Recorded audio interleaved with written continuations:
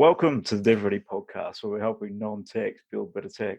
Today, we're joined by Nathan Kirchner from Presien, where they're basically putting together AI technology and a bit of image recognition on the back of trucks in mining sectors and other sectors as well. Nathan, thanks for joining us. Oh, it's an absolute pleasure. I'm happy to be here. Cheers, mate. So, Nathan, tell us a little bit about your background. So, you're obviously a founder, but I want to dig in a little bit about how you got to where you are right now. Sure. So I'll try and give you a very long story very quickly. So I'm the youngest of four boys. All my brothers were working in heavy industries and all ended up with serious injuries, so couldn't work again. Oh, okay. During that time, I went through school like you do, ended up becoming an engineer, I guess as you do, and thought it would be good to try and help in that kind of field.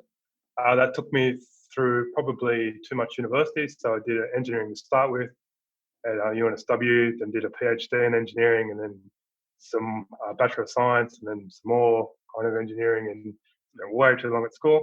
A lot of engineering. Then I ended up a lot of engineering, which is good. Go engineers. I hopped over into one of the largest construction companies on the planet, which was a bit of fun, and got close to somewhere where I could actually try and solve the problem that started it all. The start of the business itself, right? So tell us how you ventured into that problem working in that business. So how did that all come about? So even that is a bit of a lengthy story. So I spent maybe 10 odd years at universities. So I was a professor here and there, and a couple of unis in Australia, and also spent almost 10 years over at Stanford in the States, all to do around situational awareness, which is the concept of, giving machines some sense of what's going on around them, some ability to sense and perceive the environment so they can, more effectively interact with the environment. So there's a lot of fundamental science in that. That's great. Get to write lots of papers, get to be an academic. But when you bring it to probably the more practical world, the world's full of machines. It's full of human-machine interaction and human-robot interaction. And if you think about it in probably a particularly coarse way, it's all about the machine-person interactions, plant-person interaction, plant infrastructure interactions. It's all that situational awareness. So that heavy background in maybe trying to understand what to do about the problem got me started. Then I jumped over to, like I mentioned a second ago, Langer, a big construction company who have that need, where they have a lot of machines, they have a lot of people working in close proximity. And that was probably the biggest leap to get the tech somewhere near the actual need interface. So where the actual users were, where the actual problem was, where the actual opportunity to help was. How big was this problem that you found? So what were some of the challenges that you saw in the space? Oh, it's really interesting, right? So probably the first bit was the kind of concepts, the kind of accomplishments, the kind of outputs I was just used to seeing were just completely unheard of in this field. So it was really just showing, demonstrating, and hearing a lot of, let's say industry folks saying, I have never seen anything like that. Oh my God. So it actually took a couple of years to start to unravel how much opportunity or how much value is there to be captured. Then it snowballs very, very quickly. So a very simple stat from Australian Bureau of Statistics is around 200 people die each year in workplace incidents, and over 100,000 have a serious or traumatic injury. Yeah. So big numbers, isn't it? Yeah, huge. Big numbers. Big numbers. Banks are great. They make lots of money. Money's great. People getting hurt's not okay. No, it isn't okay. And it's all machine related, but most of that wouldn't it be? Interacting with machines in some capacity. About 65% of all of that has something to do with interacting with the machine. Yeah, okay. So a third tripping over or falling off something, or paper cuts or something. That's fine. Paper cuts get recorded, do they? Maybe I was being a little bit dramatic. Yeah, I understand. It's 2/3 involved being hit by something big and metal, and not good. If we can save just one person, we did well, right? Yeah, correct. Yeah, of course. What sort of machinery are you talking about? Are you talking about like forklifts and plant machinery, or is it big mining, so the giant trucks where the wheels are bigger than a person? So it's actually a broad span. If we're talking to someone who we've never spoken to before, So, and I think this is one of the arts of introducing tech into a disruptive market. You do start with the 400-ton dump trucks because people can imagine it very easily. You're like, you've lots of blind spots, you can't see anything. You drive over a house and you wouldn't even notice. So it's so hard. You need these extra sets of eyes to help you out. That's very easy for the end user to wrap their head around and see the value. Very quickly, though, it comes down to, I could probably almost use this on my wheelbarrow, and then I'd know if someone was coming up behind me while I'm moving forwards. It really is agnostic to what kind of vehicle you put it on. Sure, everything has a blind spot. People do. We only look in one direction. We wish we knew what was behind us. It's probably just a traction thing to start with, very big and very yellow and very dirty. And to move down to, it could be everywhere. Yes, you could see it on a push bike eventually. Kids riding down the streets and watching out of driveways.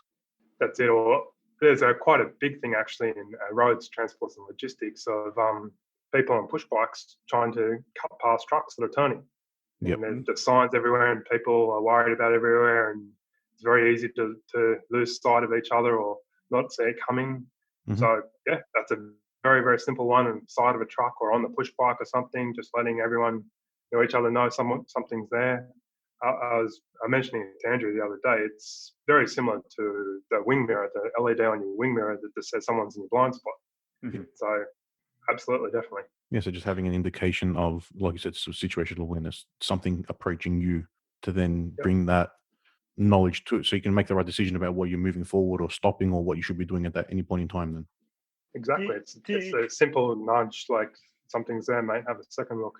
Do you dive into actually controlling the machinery or not at all? It's just more about awareness. So I think you're crossing over some very interesting territory, right? Yes. So as soon as you present this kind of technology to someone there, someone at the coal front, so to speak, the first thing they want to do is let's integrate it into the machine, let's connect it to this, let's take control, let's shut everything down. I'll be extremely rude, but I think it makes the point. If you do that, you're making the assumption that your workforce is psychopaths that are actually trying to kill each other. Because that's really what you do. If you really need to take control, if you really need to take over, you really, really have assumed that they are actually trying to kill each other. If you take a step back from that, and it's ridiculous, I realize it's ridiculous. You take a step back from that and go, well, why does it happen? It's just, I didn't know. I didn't notice. The information was too slow. I didn't get the heads up. I didn't see them there. I lost attention for a second. So then it steps very quickly back into, well, if I provide the information, we've already got the best controller for the machine in the machine, the operator. That works on a couple of levels. It actually works because it's simpler to implement because we've already got someone there who can control. Definitely, it's much easier, isn't it? But the industrial relations examples through the roof. So you only have to look at the news right now about Patrick Stevedore and the stress that those guys are going through about the automation. So we have automation that takes over and does the job. That's threatening. That scares people. That causes issues. It may not be real. It may only help. It may only create more jobs. It may only simplify things. But it's scary. Yeah, it's change, right? People are afraid of change. Not many people like change. That's a reality. We pretend we do, but we like things to stay as normal if we can. And in the current climate of COVID, sitting through this, you can see that, especially in Melbourne. Not everyone's enjoying the current climate in Melbourne. Yeah, that's right. And so there's change. There's a fear of change. I think there's also a fear of your kids going hungry and your mortgage being unpaid. Yes. So how about we just do this? We don't need you anymore. It's kind of like, that's going to be an issue for me. Get it? Oh, that's the ground you stand on. So, in terms of building technology like this, being in a lot of dirty places, how have you gone about this? It's obviously a hardware component as well as software components. There's AI, there's a bit of technology in this, but that's the technology side. So how have you gone about delivering that? So maybe give everyone listening a sort of an overview of what the solution is. Sort of talked around a bit, and I don't know if anyone knows what it actually is yet. Directly as to how it comes together. Okay, so there's several elements in the solution, and there's a central processing or black box, the AI box. Then there's sensors. Then there's also some user input to configure, to set up the widget. Then there's a couple of outputs, one being a real-time output, so some kind of alert that's connected in, to the workflow. and then a bit more of the kind of reports or cloud-based alert or analysis to let you know how things have been going and how things are performing over time. Keeping in mind, I'm probably the tech guy in the company. The tech's not actually an interesting bit. So which is good to hear. Yeah. In the end, it becomes around business case and how it all comes together, right? And how you focus on it from that perspective. So the tech is basically, what type of sensors do you use just from a tech perspective, just for anyone listening out there? So the sensors at the moment, stereo RGB, so not too dissimilar from the camera on your phone kind of thing, but two working in pairs to get something similar to your eyes, so it can actually perceive the distance and movement of that little bit better and gives a little bit more information. Again, I can't help but fall on that's not the interesting bit. The interesting bit in that particular case is actually the enclosure it's in. The enclosure has been arduously designed to be able to survive the worst of the worst. So high temperatures, low temperatures, drops, impacts, crushes, acid, smashes, rubbing in the dirt, the kind of things that seem absurd when you're in the lab, but it's just normal when you go outside. Got to be robust enough to cater for probably a sanitized factory, all the way up to a mine site where the thing might get smashed by a forklift as it's being driven past something. Yeah, well, that's absolutely it, right? So you think about it from a user's perspective, you don't really care how it works. And to be honest, like you just don't, right? But if it stops working, you don't like it anymore. So if you're using it for a week and then it stops working, you don't really care that it stopped working because of dust, or it stopped working because the algorithm crashed, or it stopped working because it was too hot, or it stopped working for anything. You leave it at it stopped working, I don't like this thing. So to solve the real problems, to get the expected life cycle, you buy a widget, you expect it to survive for a couple of years. Same with anything in the consumer space. You're buying something, no one cares how it works. You're buying a TV, it's meant to show you a picture and reliably. That's it. Yeah. You expect it to work. You care if it continues to do it. So it's more about maintaining those expectations and continually to deliver on the outcomes of those customers that you're focusing on. That's right. Setting expectations, managing expectations, making sure what's actually, business 101's to try and delight customers a little bit. So setting expectations and over delivering just a little bit. So, it's actually a bit better and you're doing a bit better. Then it's the balance. So I think one of the great examples is the Apple versus Android. So, iPhones do next to nothing, but what they do extremely well, and they look really good when they do it. So you know what you can do, and you know what you can't do, and what it can do, it does really well. So you think it's great. Android, on the other hand, can do many, many more things, but none of them are quite as refined as the Apple version of 1/10 of it. So it depends who you are. If you're the inverted commas tech guy, you think Android is better because it can do so many things you wish you could do on an Apple. If you're just a regular person, you're like, well, I don't know what VPN is anyway, so I just prefer to use an iPhone. Yeah, true. It is very true. So let's dig in about really the business itself. So how did you go about starting out as a tech guy and founding a business? So coming from the other end, because you're jumping in, obviously delivering that technology, but what sort of team did you set up around you? How did you go about this process? Sure. Because building technology, doesn't matter how good it is, you still need to sell it, you still need to support it, you still need to add value to customers. What have you done around the business model itself and putting that together? I'll just jump in before you get in there. So you started working for that big construction company and started rolling out the product then for that company. So was that the start of the journey? Were you doing that as part of that organization, or is that when your business and your startup began? It's actually slightly more strategic, but it's exactly what you said.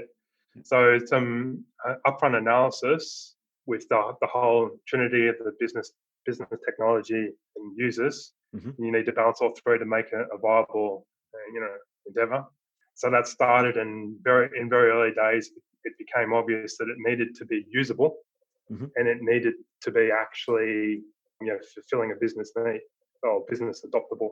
So then it became very obvious. So if you go back to Steve Blank's kind of thinking, it came back to customer intimacy. So it wasn't about operational excellence. It wasn't about technological leadership. It wasn't about how great the tech was or how good we are at pumping out sausages. It came to how useful it was and how easily a business could use it. Because that was the key questions or need. Then it stepped into what you're talking about, Anthony, about well, who is actually the users? Who is actually in the market? Then it's the big construction company. So, okay, well, if it fits into this business, if it's useful to these users, if it works for them, they're a reasonable representation of heavy industries. So a lot of iterations went through, just getting it right for them, and kind of leaning on them as a bit of a, well, if they say it's useful, and they started off speaking with screwdrivers and rollers. If they didn't like it, they just smashed it. So it was very clear very quickly. Nice. But it makes the feedback loop very obvious. Yeah, clearly. So it started off with them, and then okay, that became a fair representation of we were actually doing something useful. Then the crossover to Andrew, now that kind of cemented in, well, we needed a tech team who was capable of making that product, or an engineering team was capable of making it. We needed the depth in that engineering team, or the breadth, to cover software design and AI, and also mechanical, and also some field engineering to be able to cross all the bases we need to get, because covering a lot there. Robustness was as big, if not bigger, than the AI. Mm-hmm. We went through those iterations for several years, and then it came to the point where, like, okay, well, we actually have a minimal viable product in the eyes of an internal company for an internal need. Mm-hmm. I wonder what we'd have to do to go external. Started to bring in external companies, and the answer was delightfully nothing. You just have to make it a bit better presented and a bit less like you're solving an internal problem, and you might actually have a product. Oh, cool. And then I think the pathway from there is pretty obvious, right? Then it went into industrial design and actually, business or commercials or productization to actually bring it to market. So you spun out of that construction company?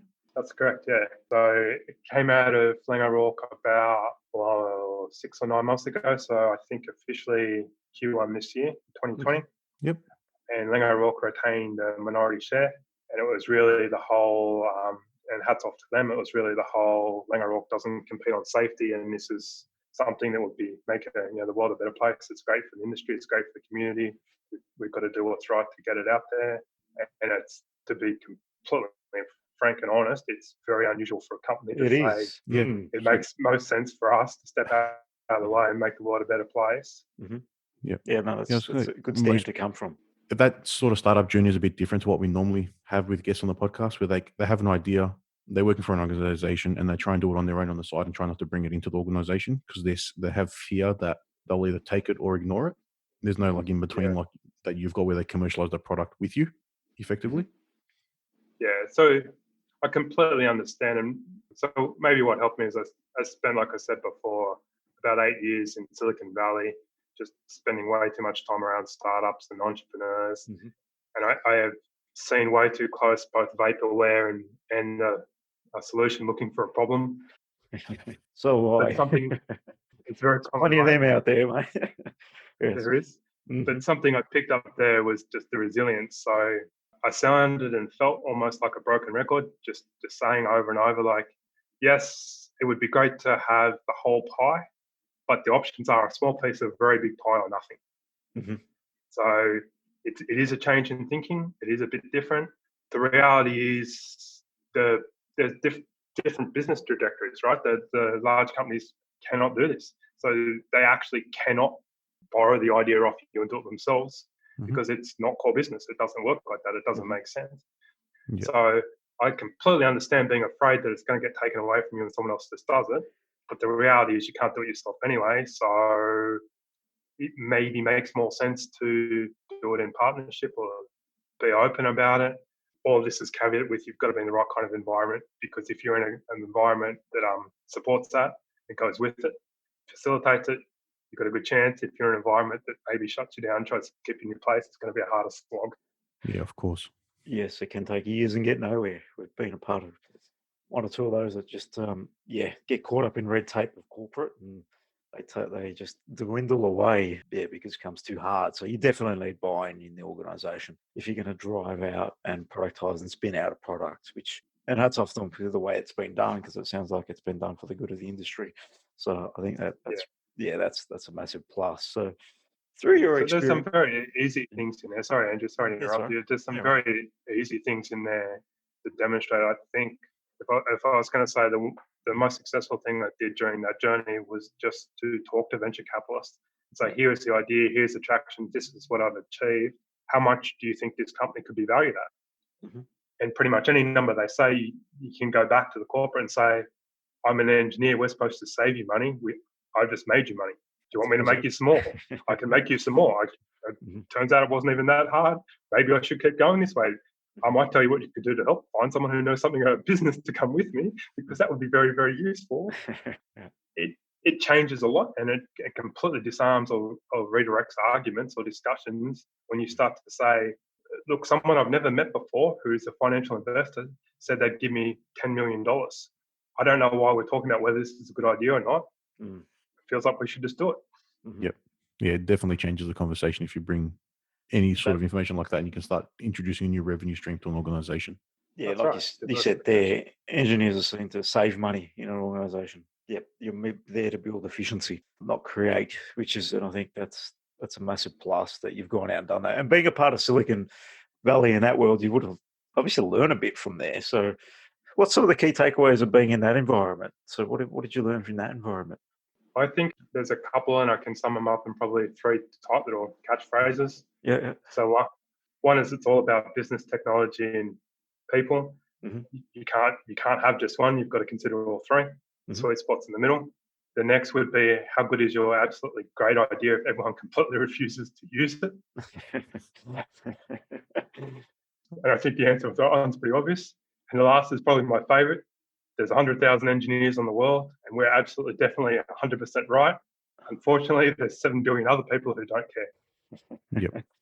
That's very true. And that's when you come from a product focus. So, and that's what that is, right? So if you are in the space of building your own product and an engineer and designing a product, no one else really cares how it works. They just care about the outcome and what it's going to deliver them, what value it's going to deliver them, what cost saving, is it going to save lives in your instance? That's what they care about. Yep. How it gets done, no one really cares other than other engineers or people that care about tech, which is generally not your client, unless you're selling to the CTO who has a bit of a clue, and that's maybe a different conversation. But yeah, they generally don't really care. They just want the outcome. That's right. So in terms of... Oh, go Andrew. Anyway, in terms of bringing this business together, so how did it spin out? So what sort of people came, how did the team form, structure? What sort of people are a part of the team? And how did it generally evolve from that ideation stage to start bringing on clients? Did you bring on a board as well? Yeah. So how did you build teams? So it's important to people listening out there to get a grip on how people do it, to structure it in a way where it can be a sustainable business. So it was fairly emergent. Mm-hmm. So we started off with a pure tech team. So just, the engineers to do us. That slowly growed out due to needs. So like I was mentioning before, we needed a bit more mechanical engineering, we needed a bit more field engineering, we needed a bit more whatever. So we started growing. Very quickly realized, 99% of the team was all an engineer. Yeah. Then when we started to introduce the concept of, revenue generation and finance and running a business and how could we actually make this a commercial offering, then it became very obvious very quickly that we needed someone with a business background. So that's bringing in an individual. We were very probably fortuitous because we knew someone who started off perhaps as an engineer and later in career went into finance and specialized in innovation commercialization. Okay. So there was a lot of common language there. I think that's probably, that last bit was probably just a bonus. It was the core. The core was finding someone who understood how to actually formulate a business out of it.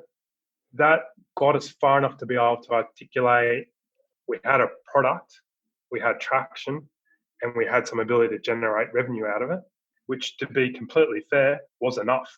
That was enough to go to VCs and say, look, there's no vapor here, there's no dreams here. There is a thing, tap on it. It will make a sound when you do. You want to know some logos of people who are currently using it? Here's the spreadsheet. You want to know how we're going to make money out of it? Buy this. Then the VCs did their thing like, well, how coachable are you? How willing to learn are you? What if we had a product expert? Would you take their advice? What if we had a CFO? Would you take his advice, their advice, whatever, etc.? very easy on our side of the table, kind of palms up, open-hearted to say, we would not only take those advice, they could have a desk. We would very, very much welcome someone with that background just to come in and just take over that function. We don't want to be guessing at accounts. If you've got someone who's an expert in accounts, they can just take over.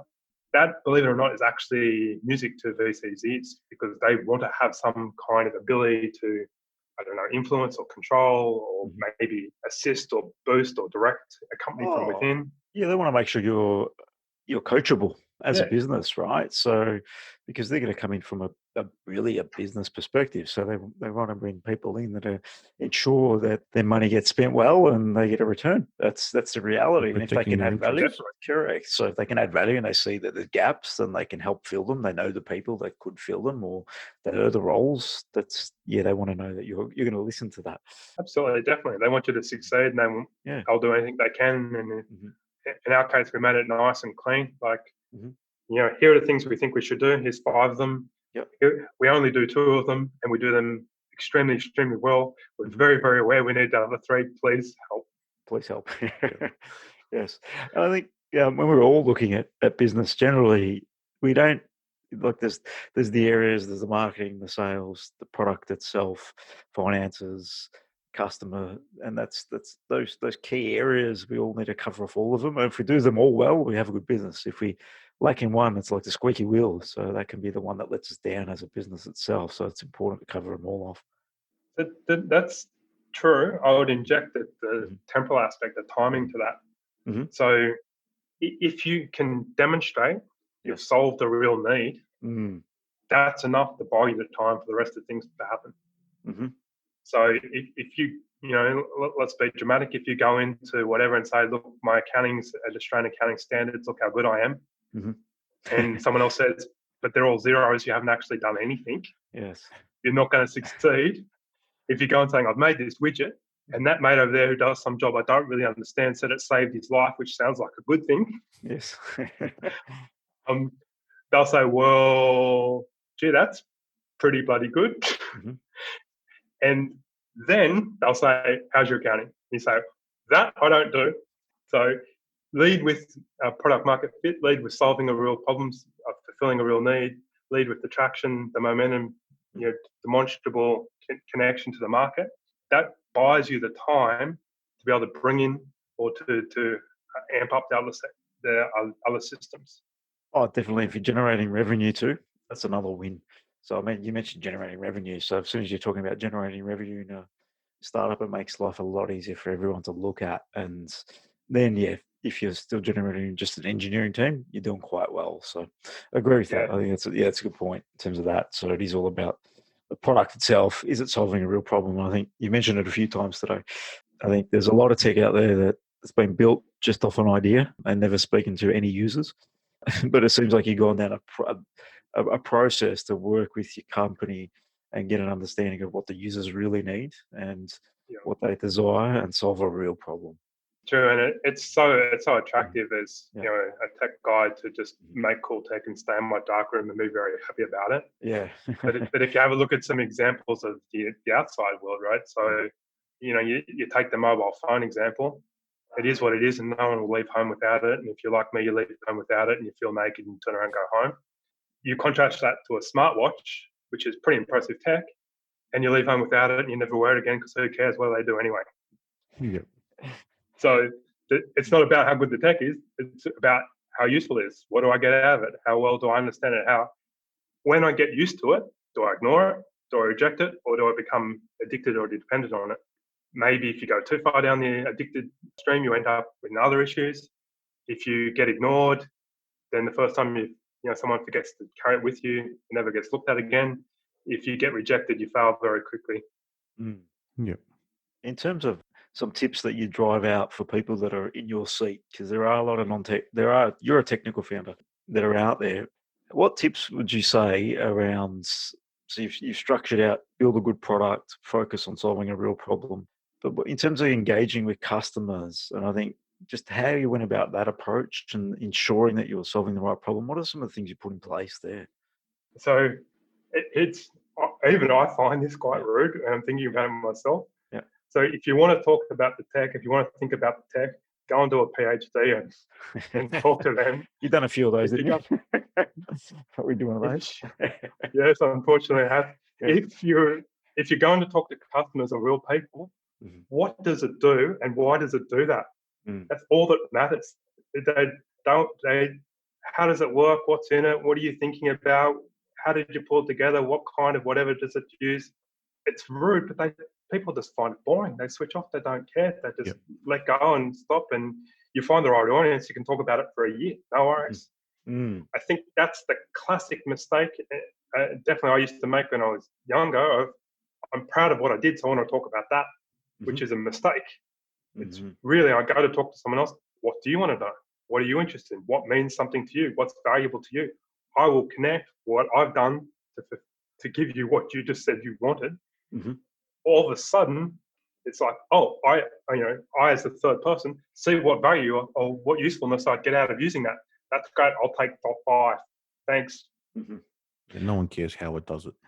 And the learning, no one cares how it does it. But that point there is when you query the customer, you can also improve the product too. So, and the offering. So getting a real understanding of who the customer is, you will improve the product by learning about them, not about telling them about what you do. And I think that's a fair point. Definitely. Yeah. And just to close it off, you actually end up feeling better as an engineer because when you really think about it, the biggest reward is to have someone else say, that thing you made is really useful. That really helped me. And that's what every engineer wants. They want their technology to be used. And the last thing you want is vaporware or something that sits on a shelf and never gets touched. Yeah. You don't actually want them to explain back to you how it works. You just want to hear that it was useful. Yep. Correct. Same with us in the software space. We want to see our software being used, not us deploying and go, yep, that's perfect. Let's go. It never gets touched. We've built software in the past.